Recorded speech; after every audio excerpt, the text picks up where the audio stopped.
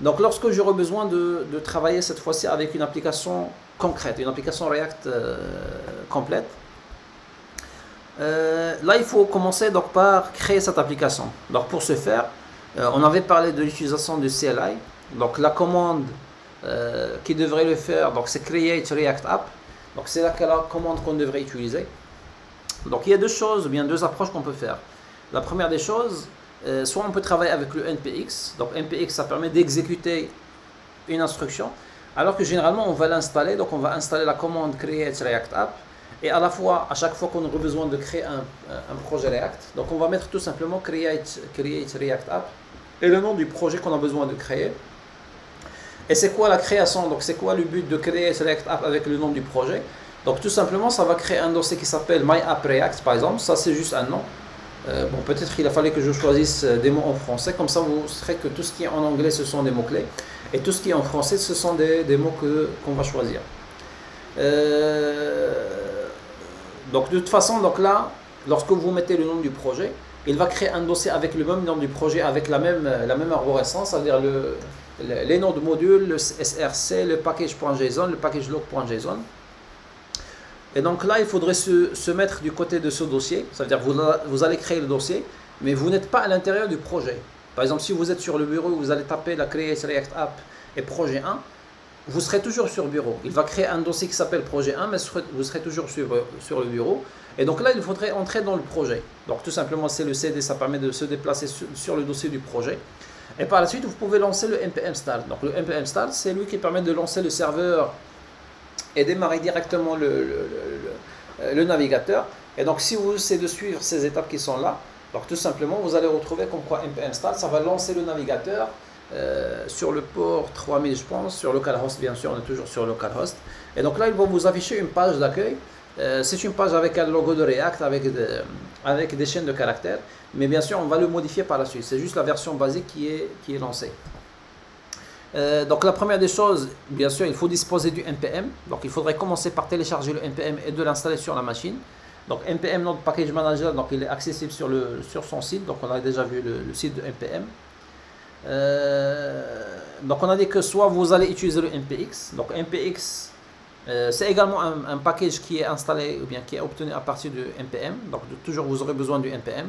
Donc vous installez npm, bon de préférence vous installez le script create React App et pas la peine à chaque fois de mettre npx et le nom du script. Parce que le npx tout simplement, donc il sert à exécuter des packages sans passer à les installer. Donc là il faudrait plutôt l'installer parce qu'on va utiliser très fréquemment cette commande create React App.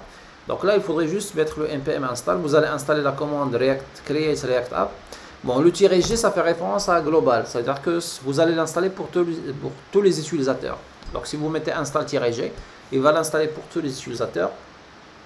Et une fois que vous allez le faire, donc là, vous pouvez vérifier la version de Node, la version de npm, et également la version de Create React App. Bon, si je me mets sur le terminal, donc si je mets Node version, bon, on peut même mettre double-v je pense. Voilà, comme bon, ça marche pas pour celui-là. Voilà, donc si vous mettez un seul v, donc il faut mettre -v. C'est comme le npm install avec le npmi. Bon, ce sont juste des abréviations. Donc là sur la machine je dispose de la version 14.17.0 de Node. Pour le npm, je possède la version 6.14.13. Et bien sûr également je peux vérifier la version de Create React App. Je pense. Ah oui, double-. Ou bien version je pense. Ça n'accepte pas les abréviations. Voilà. Donc Create React App, donc je dispose de la version 5.0.1. On peut même voir la liste des packages. Bien sûr on a dit que le npm c'est le nom du package manager, donc c'est la liste des packages qui sont installés. Et donc si vous avez besoin d'afficher la liste des packages, je pense npm list ou bien npm-ls.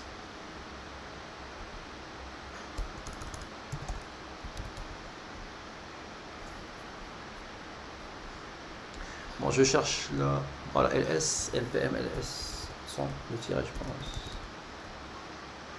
Voilà, donc ça ce sont les packages qui sont installés. Par exemple React, donc c'est la version 18.1. La version de React DOM, donc également c'est la version 18.1. Bon, il y a également le TypeScript. Bon, TypeScript également, on va essayer de le voir vers la fin. TypeScript, c'est ce qu'on appelle c'est un langage transcompilé. Donc c'est quoi un langage transcompilé? C'est un langage, mais on ne va pas le compiler directement. On va plutôt le convertir, on va le traduire vers un langage. Donc pour le cas de TypeScript, tout simplement, donc c'est un surensemble de JavaScript. Donc chaque fichier TypeScript, il devrait être compilé vers un fichier, bon plutôt transcompilé vers un fichier JavaScript avant de pouvoir être interprété. Donc vers la fin, on va essayer de voir quelles sont les limites de JavaScript et pourquoi on va utiliser le TypeScript. Bon, généralement, le TypeScript était utilisé pour le framework Angular, alors que pour l'instant, même le React, ils se sont mis sur le TypeScript. C'est pourquoi ça serait également intéressant de voir l'utilisation de React, plutôt de TypeScript pour le React. Et donc, si je me mets sur... bon, où est-ce que je suis? Bon, je me mets sur le bureau. Donc, si j'essaie de créer une nouvelle application, donc tout simplement, on va mettre Create. Bon, bien sûr, dans votre cas, si jamais vous n'avez pas encore installé le NPM, il faudrait commencer par l'installer. Bon, NPM, bien sûr, il faut installer le Node.js. Donc, il faut commencer par installer Node.js qui vient avec le NPM. Donc, NPM, il se trouve dans le Node.js. Il faut commencer par... Bon, je vais vous montrer également.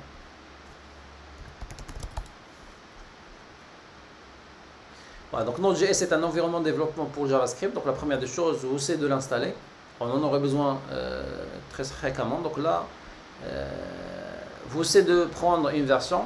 Bon, pas forcément la dernière version. Vous pouvez prendre une version long terme. Vous pouvez l'installer. Sinon, si vous avez besoin d'une autre version, donc là, sur Download, il y a toutes les versions. Vous essayez de choisir les versions qui vous conviennent et de l'installer. Donc, une fois que vous allez installer le Node.js, automatiquement, à l'intérieur, vous allez retrouver le NPM. Et lorsque vous allez retrouver le NPM, vous allez mettre npm-i ou bien install-g create React App. Bon, tirer. Bien sûr, moi si je le fais, qu'est-ce qu'il va faire? Première des choses, il va vérifier est-ce que la version de Create React App qui est 18, est-ce que c'est la dernière version? Si c'est le cas, il ne va rien mettre, à jour. Si jamais c'est pas le cas, donc il va mettre à jour et m'installer la dernière version. Donc là, vous essayez d'installer le npm-i g create React App. Et par la suite, vous essayez de créer votre application. Donc, Create React App. Et je vais mettre, je vais choisir premier. Bon, j'ai déjà utilisé le premier projet pour CDN. Bon, disons premier projet React. Ah oui, donc parmi les restrictions, donc j'avais dit tout à l'heure comme quoi parmi les restrictions c'est que le nom du composant devrait commencer forcément par une majuscule. Et pour le projet c'est l'inverse, ça ne devrait pas. Donc name can no longer contain capital letters, ça ne peut pas contenir des valeurs ou bien des lettres qui sont majuscules.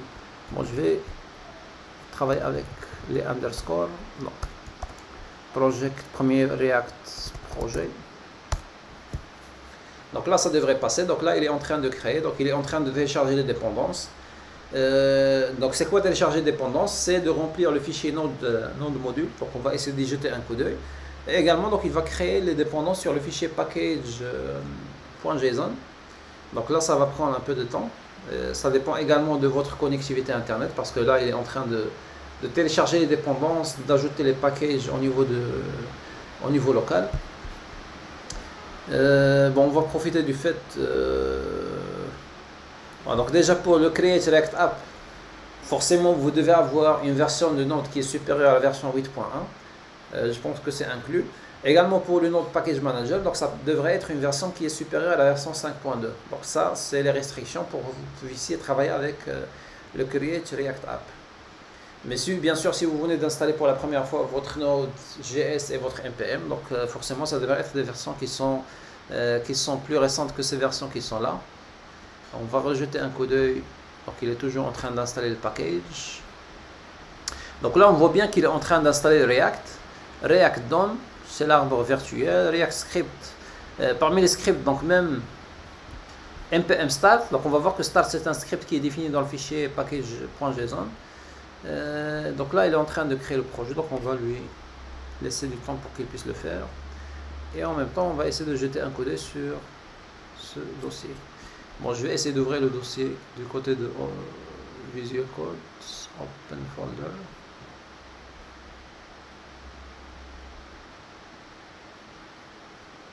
Voilà, donc là, il y a un projet, il y a un dossier qui s'est ajouté. Bon, pour l'instant, il n'y a que le package.json. Mais bien sûr, au fur et à mesure, il est en train de se mettre à jour. Bon, si on essaie de vérifier, donc là, il est toujours en train de remplir le fichier package.json. Bon, pour l'instant, je vais pas lui embêter, donc je vais lui laisser faire le travail. Bon, entre temps, on va voir qu'est-ce qui est caché dans ce diapo suivant. Voilà, donc là, c'est le résultat auquel on devrait s'attendre. Donc on a dit que déjà il y a le premier dossier, c'est le node module. Ce sont les packages qu'on va retrouver. Il y a deux dossiers également intéressants, c'est le dossier public et le dossier SRC. Bon, sur le dossier SRC, on a dit principalement c'est pour le code source qu'on va implémenter. D'ailleurs, tous nos composants devraient être sur le fichier, sur le dossier plutôt SRC. Si on retourne vers le dossier public, on voit bien qu'il y a index.html. Et c'est ce qui permet de dire que c'est une simple page application. Donc simple page application, ça veut dire qu'il y a un seul fichier index.html, c'est celui-là. C'est le seul fichier qui devrait être affiché.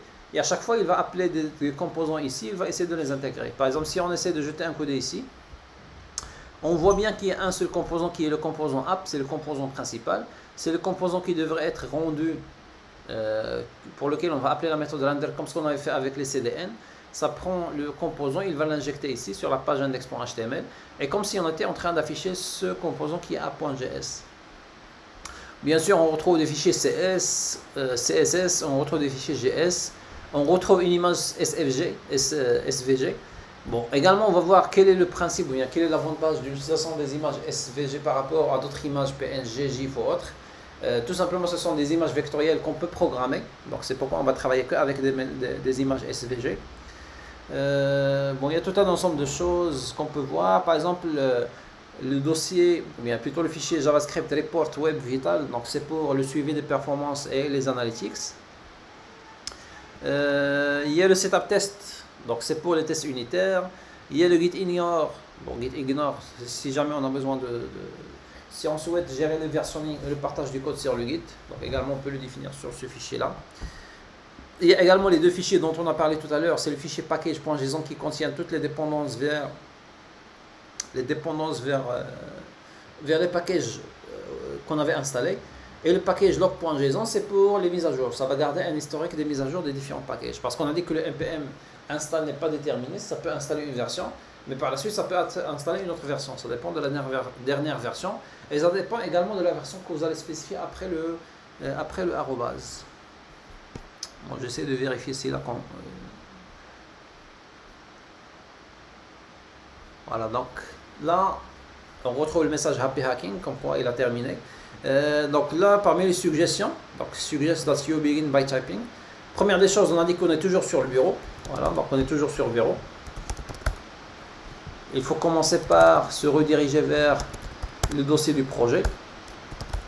Voilà, à l'intérieur duquel, bon, je pense que ça serait plus intéressant de l'ouvrir avec. Voilà. Donc sur notre module, on retrouve tout un ensemble de dépendances. Voilà, ce sont des dépendances. Par exemple, ceux par rapport au plugin de Babel, parce qu'il va interpréter le GSX. Donc il y a tout un ensemble de composants. Même si on n'avait pas on les avait pas implémentés, on les avait pas injectés, ou bien on n'avait pas injecté leurs dépendances sur le fichier package.json, mais ce sont des choses qu'on peut pas s'en passer. Ce sont des packages qui sont implémentés ou qui sont ajoutés par défaut.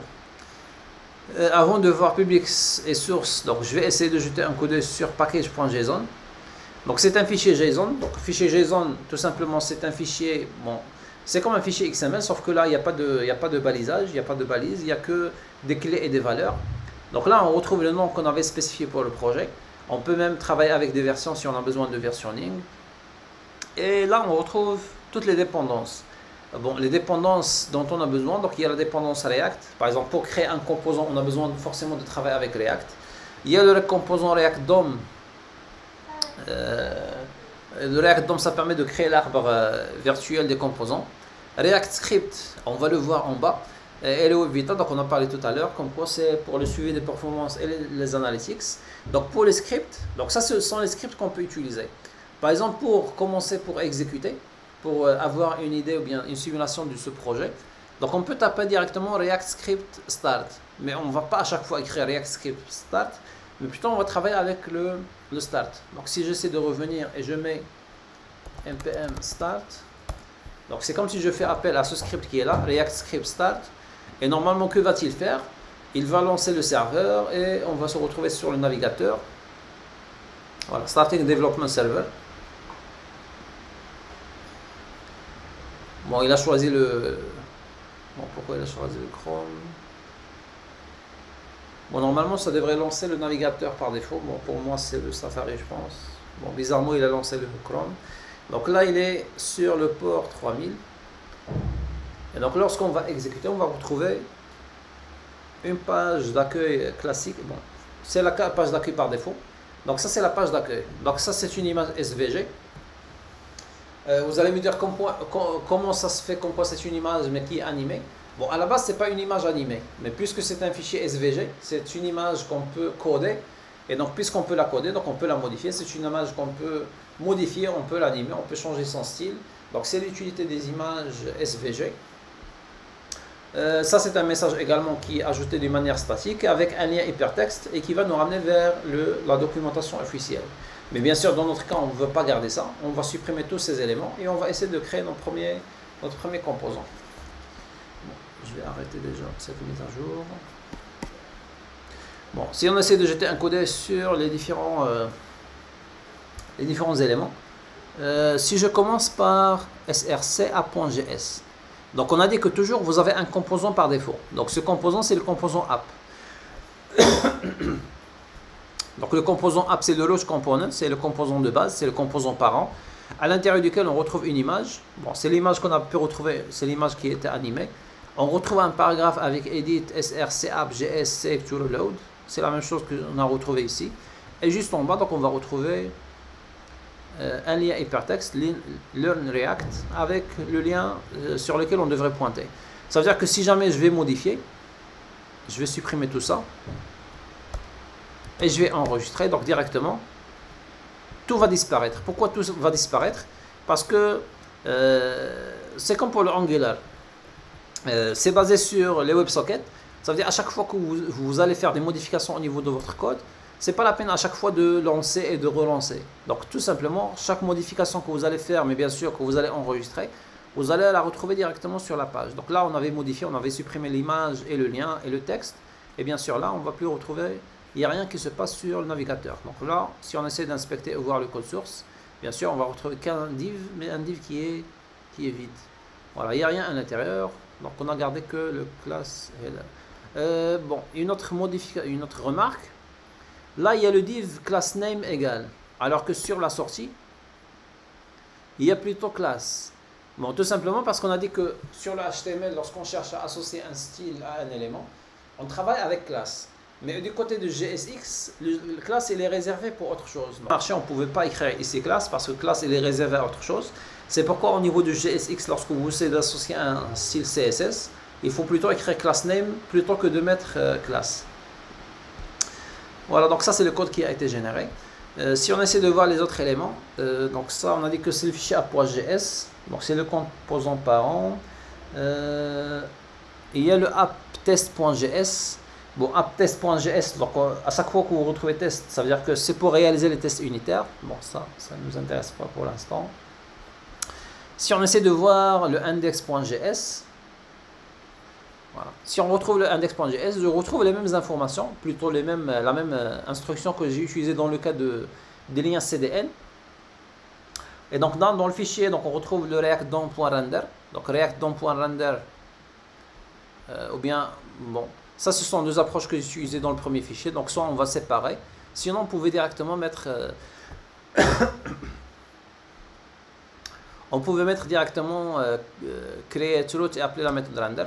Donc là, c'est de créer le render sur l'élément dans l'IDC root. Donc si on cherche à vérifier, voilà, sur la seule page HTML, Donc si on essaie de vérifier, donc on voit bien qu'il y a un seul élément qui s'appelle root, c'est un div. Bon, je vais le modifier accidentellement. Donc ça c'est l'élément qui s'appelle root. Et donc que va faire le index.js? Il va prendre cet élément même, l'élément root, et il va essayer de lui injecter le composant app. Et le composant app, bien sûr, ça devrait être défini dans le fichier app.js. Bon, également, il faut savoir que, contrairement par exemple au langage orienté objet, comme c'est le cas de Java, de C++, là, on n'est pas obligé de garder le même nom entre le fichier et la classe. C'est-à-dire que le nom du fichier, ça, bon, ça c'est une fonction. Mais même si c'était une classe, on n'est pas obligé de mettre le nom de la classe. On peut utiliser un autre nom que celui du fichier. Chose qu'on ne peut pas faire par exemple du côté de Java. Parce que la première obligation, c'est que le nom du fichier devrait être le même que le nom de la classe. Donc là, il a cherché un composant qui s'appelle app. Il est défini dans le fichier app.js. Bon, si jamais on avait changé, on avait mis app avec A minuscule. Il y a plusieurs choses qu'il faut changer. Mais en aucun cas, on n'est pas obligé de changer le nom du fichier. Il suffit de changer le export default. Donc là, il y a deux types. Il y a le export default, il y a le export naming. Bon, on va voir la différence entre les deux, mais il n'y a pas une grande différence. C'est juste au niveau du choix du nom. Et bien sûr, si on change app vers A minuscule, bon, déjà, on va violer la contrainte comme quoi le nom du composant devrait commencer par majuscule. Donc c'est pourquoi on va garder le nom du composant qui devrait commencer par une majuscule. Donc j'étais en train de parler de celui-là. Donc voilà. Donc là, c'est le fichier index.js qui permet de faire le lien entre l'élément qui se trouve sur la page index.jsp, bon, .html plutôt, et avec le composant qui se trouve du côté du fichier app.js. C'est-à-dire que index.js, il fait le lien entre ces deux éléments, entre le index.html avec son élément qui s'appelle root, et le app.js avec son composant qui s'appelle également app. Donc pour l'instant, c'est le même nom que le fichier. Voilà, donc on a parlé comme quoi ce qui caractérise React, c'est comme quoi c'est single page application. Ça veut dire qu'en gros, sur le fichier index.html, il n'y a qu'un seul HTML. Bon, sur le projet, il n'y a qu'un seul fichier HTML, c'est le index.html. D'ailleurs, c'est le point d'entrée de l'application, donc c'est le premier élément qui devrait se charger. Et bien sûr, c'est dans ce div qui est défini dans index.html. Index.html. Voilà, donc c'est dans ce div là qu'on aurait le rendu des différents composants qu'on a besoin d'afficher. Donc même si on a une centaine de composants qui suivent ou bien qui sont intégrés dans le React DOM ou bien l'arbre virtuel des composants, donc on va le retrouver dans ce composant qui est là. Bon, généralement on ne va pas modifier sur le fichier index.html. Bon, ça ce sont juste des commentaires, donc on peut les modifier, on peut les supprimer. Donc généralement j'ai dit qu'on ne va pas modifier sur le fichier index.html, mais plutôt vaut mieux commencer par modifier dans le fichier app.js parce que c'est le composant de base, c'est le conteneur global, comme ce que j'avais marqué sur la figure, une des figures précédentes. Voilà, donc ça c'est le app. Ce qui est délimité en noir, c'est le app. Ce qui est en rouge, ce sont des sous-éléments de app. Donc c'est pourquoi il faut modifier plutôt dans app que de modifier dans la page index.html. Voilà, ça c'était la notion de single page application. Bon, ça c'est tiré depuis la documentation officielle, donc c'est la même chose qui est sur le document officiel. Voilà, donc ça c'est ce qu'on vient de décrire tout à l'heure. Donc sur le fichier index.js, on voit bien que la première des choses, c'est d'importer la bibliothèque de React. Bon, on n'a pas parlé de React, donc de l'importation. Donc la première des choses, c'est d'importer React from React. Pourquoi on avait besoin d'importer React from React? Tout simplement parce qu'on peut on peut directement utiliser toutes les fonctionnalités qui sont sur React. Également, donc il vaut mieux le faire. Par exemple, lorsqu'on avait travaillé avec le lien CDN, il a fallu mettre extends react.component. Au lieu d'écrire à chaque fois extends react component, donc on peut mettre directement extends component. Et dans ce cas, il faut importer le React et le component depuis le React. Par exemple là, le fait d'importer React, ça nous permet également d'utiliser le React Strict Mode. Donc c'est quoi l'utilité de React Strict Mode? Bon, on peut également le retirer. Donc déjà avant de le retirer, donc il faut savoir que ça sert tout simplement à vérifier est-ce qu'il y a des éléments qui sont dépréciés dans les autres fichiers. Donc il cherche les éléments dépréciés. Bon, pour l'instant, si on n'a pas besoin, on est sûr qu'il n'y a pas d'éléments dépréciés par rapport aux différentes versions. Bon, on peut tout simplement le retirer. Voilà, il n'y a pas de différence, donc rien ne va se passer du côté du code. Donc là, je garde que le app. Bon, déjà, c'est quoi la définition d'une fonctionnalité dépréciée ou bien d'un élément déprécié? C'est quoi quelque chose qui est déprécié? Tout simplement, c'est qu'il y avait une fonctionnalité, mais dans les nouvelles mises à jour, ils ont modifié ces fonctionnalités. Ça veut dire que ces fonctionnalités, ils sont toujours là, on peut toujours les utiliser, ils sont toujours fonctionnels, mais il vaut mieux jeter un coup d'œil sur les nouvelles mises à jour et de les utiliser et les modifier au niveau de votre code. Bon, comme tout à l'heure, donc ils ont créé un objet root. Bon, c'est juste un nom. On peut modifier ce nom, c'est juste un nom qu'ils ont choisi. Mais ce root, ça permet de faire référence au composant racine, mais le composant parent, et tout simplement, donc c'est le composant app qu'on va utiliser. Donc sur ce composant, on avait invoqué la méthode render. Donc la méthode render, c'est la méthode qu'on va régulièrement utiliser. C'est la méthode qui permet de créer le rendu du composant et de l'ajouter dans la page. Donc on peut même vérifier, par exemple, si on a besoin de vérifier le contenu du root. Bon, par exemple, si j'ajoute bon, console.log, si on a besoin d'afficher quelque chose sur la console, bon, ça va nous servir principalement dans la phase de développement. Donc à chaque fois qu'on a besoin de modifier quelque chose, par exemple, on va afficher l'objet root. Donc là, bon, où est-ce que j'ai exécuté? Voilà, lorsque j'ai ajouté console.log, donc sur la console, donc ça c'est notre console, je vais l'agrandir. Donc ça c'est l'objet root. Voilà, c'est l'objet root qui contient un objet, et bon, ça c'est la composition de l'objet, à l'intérieur de laquelle, donc il y a la méthode render, c'est la méthode qui permet d'afficher. Bon, il y a un constructeur, il faut savoir que le constructeur n'est pas obligatoire. Lorsqu'on crée une classe JavaScript, donc on n'est pas obligé de passer par le constructeur, on peut ne pas déclarer le constructeur. Et donc ce qui nous intéresse, comme quoi c'est un objet qui contient la déclaration de la méthode render. Et donc c'est la raison pour laquelle on a pu appeler la méthode à la méthode render. Et donc là, l'appel de la méthode render, il va injecter cet élément dans le React DOM, dans l'arbre des composants. Et c'est pourquoi on aurait l'occasion de voir son contenu. Par exemple, si je mets quelque chose ici, bonjour, voilà, automatiquement on va retrouver le message à l'intérieur de notre page. Et bien sûr, on ne va pas ajouter que du texte, on va ajouter plutôt même des composants. Donc même des composants, on va essayer de les ajouter au niveau de notre élément.